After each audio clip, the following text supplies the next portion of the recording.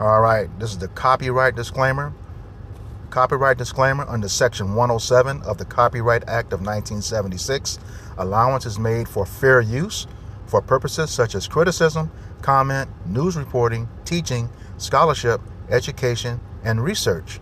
Fair use is a use permitted by copyright statute that might otherwise be infringing. And this video is not for any monetary gain. It is explicitly for the reasons stipulated in the Copyright Act of 1976 under Section 107.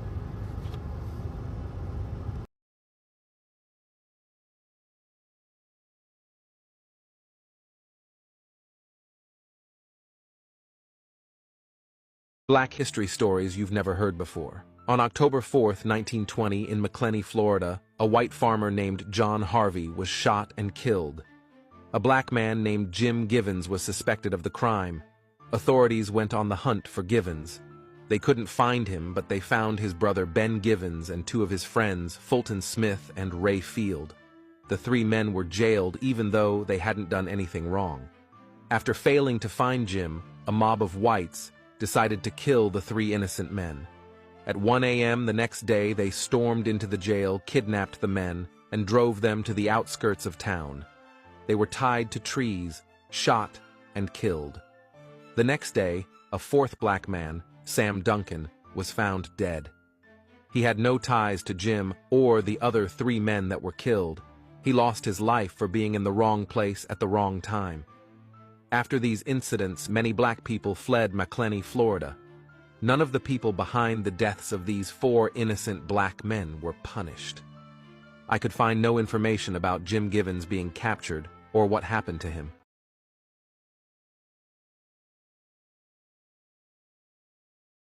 This is the book of Obadiah, chapter 1, verse 10, and it reads, For thy violence against thy brother Jacob, shame shall cover thee, and thou shalt be cut off forever. Giving all praises, glory, and honor to Yahweh, Bahashem, Yahweh Bahashem, Rahakakwadash. Double honors to the apostles and elders of great millstone who rule well, and teaching us this 100% truth. Salutations to them and my fellow Akim who will labor in this truth week in and week out on the highways and byways. Also, salutations to the hopeful elect of the scattered 12 tribes of Israel, scattered to the four corners of the earth, that be like unto the speckled bird, also known as your Israelite foreigners, and your so-called Negroes, Latinos, and Native Americans. To you, I say Shalom. This is your brother Ayashar Barazal, a prophet of doom from the Indianapolis branch of the Great Millstone, coming back at you with another lesson that is edifying to the elect body of the nation of Israel. All right, with this scripture here, for thy violence against thy brother Jacob, shame shall cover thee, and thou shalt be cut off forever. That thou is talking about Esau, Edom, the so-called white man who is the wicked, according to Malachi 1 and 4. All right, the same man who, at the end of his slavery and punishment, as discussed in Revelations 18, chapter 18, verses 5 and 6, he will be done away with forever. All right, in this same book, Obadiah chapter 1, verse 18. All right, but yes, this is our camps, another installment of our camp series, Call for Thy Violence Against Thy Brother Jacob, where we look at history, both past and present, on what this devil has done to Jake, relentlessly, that perpetual hatred that he has for Jake. And I got this article here from one of our sources called EJI, which stands for Equality Justice Initiative. All right. And it's titled Four Innocent Black Men Lynched in Macclenny, Florida. Okay, it says on October 5th, 1920, a white mob lynched four innocent black men named Fulton Smith, Ray Field, Ben Givens, and Sam Duncan in Macclenny, Florida. According to news reports at the time, a prominent young white farmer named John Harvey was shot and killed at a turpentine camp near Macclenny on October 4th. The suspected shooter, a young black man named Jim Givens, fled immediately afterward and mobs of armed white men formed to pursue him. Mr. Givens' brother, Ben Givens, and two other black men connected to him, Mr. Smith and Mr. Field, were questioned and jailed during the search. Though there was no evidence or accusation that had been involved in Mr. Harvey's killing, that they had been involved in Mr. Harvey's killing, they were held simply for having a connection to the man the mob wanted. All right. So yeah, there's a scripture. I can't think of the top of my head. Murder, innocent. Okay. Yeah. This is Psalms 10 and 8. He sitteth in the lurking places of the villages. In secret places doth he murder the innocent. His eyes are privily set against the poor. All right. So yeah, this is what this devil is all about. You know, you couldn't find the man that you wanted, so you went searching other places and found those who were connected to him. You know, by friendship or blood relationship, and you murdered them. Okay. And like I said, the man was innocent. They never said who did it, but he's claimed he was innocent. All right. But Jake fled because he knew what you were going to do. All right. You have a history, you know, of if you get if even if the person was guilty, that never stopped you from destroying others in the community and wiping out whole communities for the action of one. All right. That's what you did. You know, your eyes are always privily set on the poor. You know, always watching, always, you know, believing that we're guilty. All right. Let me get that word privily.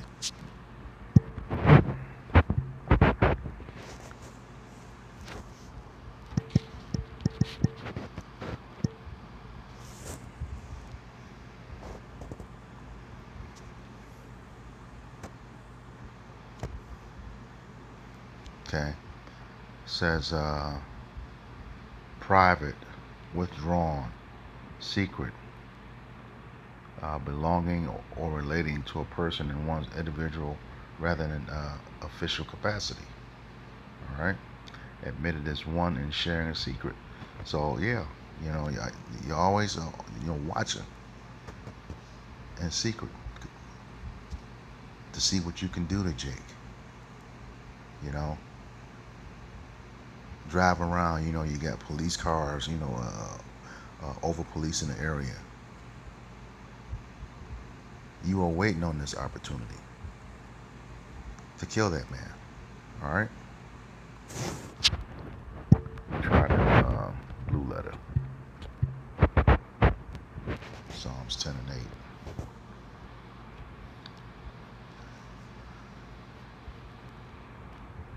You know, murdering the innocent. You know.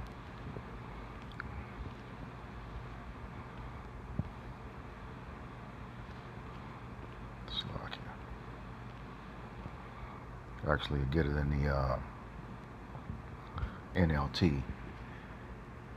They lurk in ambush in villages, waiting to murder innocent people. They are always searching for helpless victims. That's exactly what they did to those men that were connected to the one that they suspected. All right. Let's get back to the article.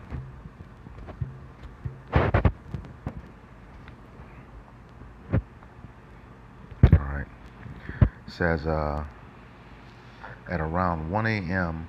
on October 5th, a mob of 50 white men overtook the jail. And this is a common thing. They didn't overtake the jail. Whoever was over that jail let those men in. This is the same damn story anytime, you know, Jake goes to jail. At that time, a mob overtook the jail. No, you let them in. All right. It says, back in the article, at around 1 a.m. on October 5th, a mob of about 50 white men overtook the jail, seized the three men from their cells, and took them to the outskirts of town, where they tied them to trees and shot them to death. A fourth black man, Sam Duncan, was found shot to death nearby later in the day. He also had no ties to the killing of John Harvey and was thought to have been killed by the mob simply for being a black man who they encountered, which is most likely true. Alright? Most likely true. And they didn't have all the evidence either. This is Sirach or Ecclesiasticus. I want to say 11 and 7, maybe.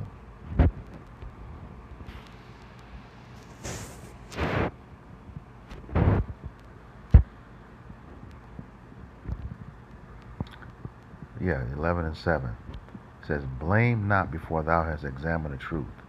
Understand first and then rebuke. So these guys were just held in place in that jail until that mob was ready to kill them. They didn't care about any evidence. None whatsoever. You know, and you see the same thing today. Look at, you got with the whole Captain Kirk thing. Okay, his own people killed him. Who did they do? They blame Jake. They always look to blame Jake. All right, always. No matter who does what, it's the so-called black man's fault. But yeah, blame not before thou hast examined the truth. Understand first and then rebuke. And they have never done that throughout history. You know, they want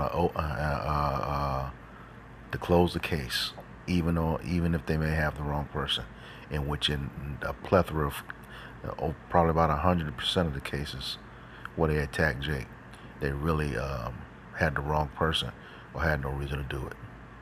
All right, back to the article.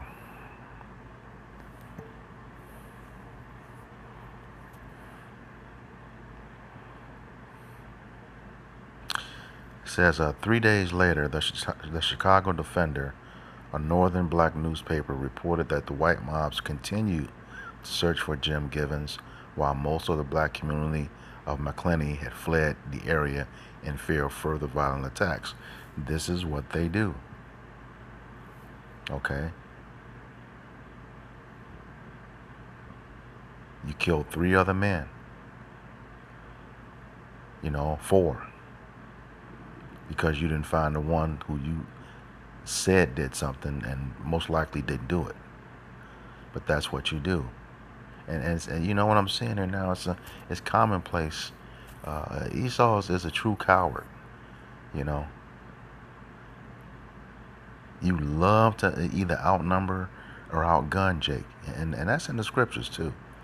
Let me grab this Wisdom of Solomon, chapter 2.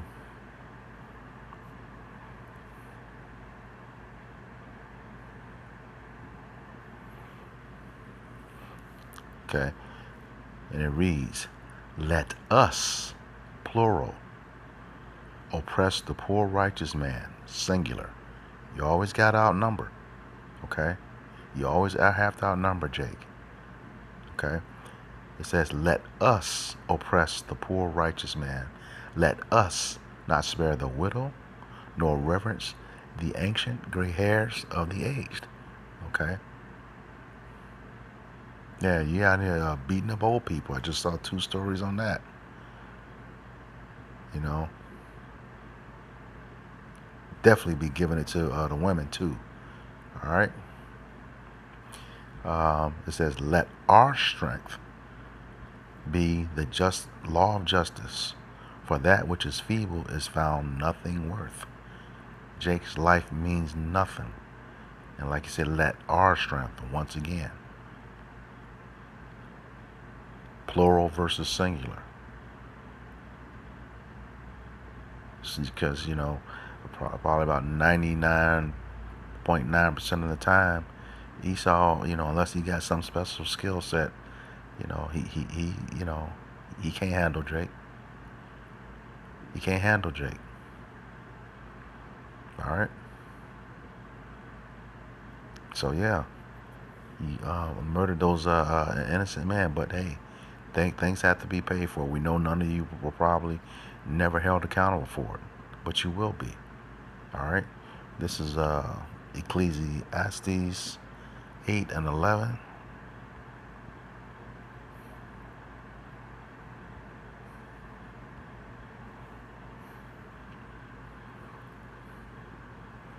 And it reads, because sentence against an evil work is not executed speedily, therefore the heart of the sons of men is fully set in them to do evil. And that's true. That was 1920. You all still doing the same shit today. You know, just the last couple of weeks, you just had 5 hangings in the last 2 weeks. All right. So yeah, just because you haven't been judged in this life, don't mean you won't be judged in the next one. All right. And that's true. I'm prove that. Go to Second Ezra and come back to this to those scriptures in Ecclesiastes. Second Ezra 14 and I believe 35, and it reads. So this is for those who think that they get away with their crimes. You do come back and you are judged. Second Ezra chapter 14 verse 35, and it reads, for after death shall the judgment come, when we shall live again. And then the names of the righteous be manifest or made known, and the works of the ungodly shall be declared. Who is the ungodly? Esau, Edom, so-called white man. All right, that's you. Back in Ecclesiastes chapter 8. Okay, this is verse 12. It says, though a sinner do evil 100 times, and his days be prolonged, yet surely I know it will be well with them that fear Yahweh Bashem Yahushai, which fear before him. That's talking about the elect of Israel. Okay, those who fear the Lord. All right. And the ungodly man is you, Esau, Edom. All right. You can claim that fake Christianity all you want to. It means nothing. And we're watching the pseudo church crumble. Okay. That word church comes from the Greek word ecclesia, which means the assembly of Israelite men. Okay. Verse 13, and it reads, but it shall not be well with the wicked, neither shall he prolong his days, which are as a shadow, because he feareth not before Yahweh Bashem Yahushai. Yeah, you don't fear the Lord.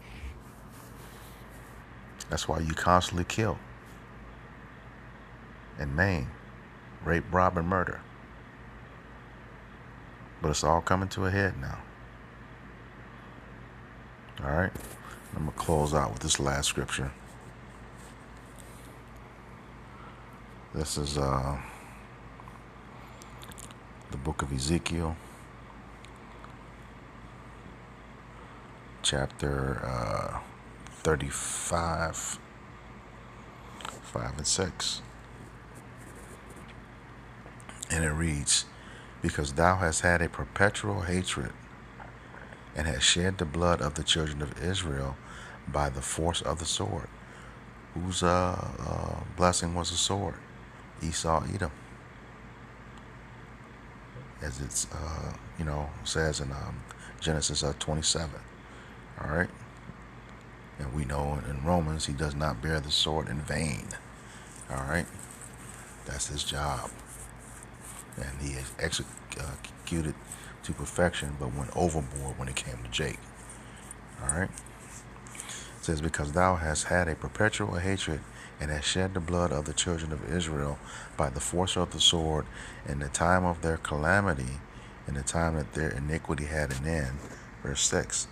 Therefore, as I live, saith Yahweh our power, I will prepare thee unto blood, and blood shall pursue thee. Since thou hast not hated blood, even blood shall pursue thee. So yeah, you're going to get it exactly what you put out, but in righteousness. All right. Colossians 3 and 25 right quick.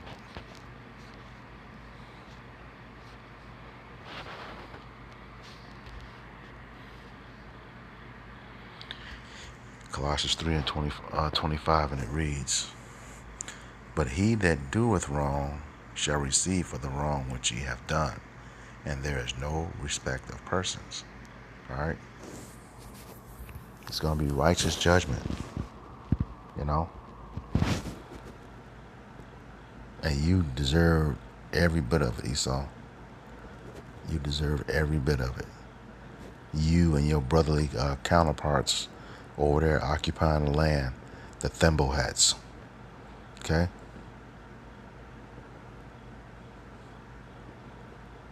So yeah, since you haven't hated blood, blood is going to pursue you. All right? You're going to lose miserably. You know, the prophets see it shaping up.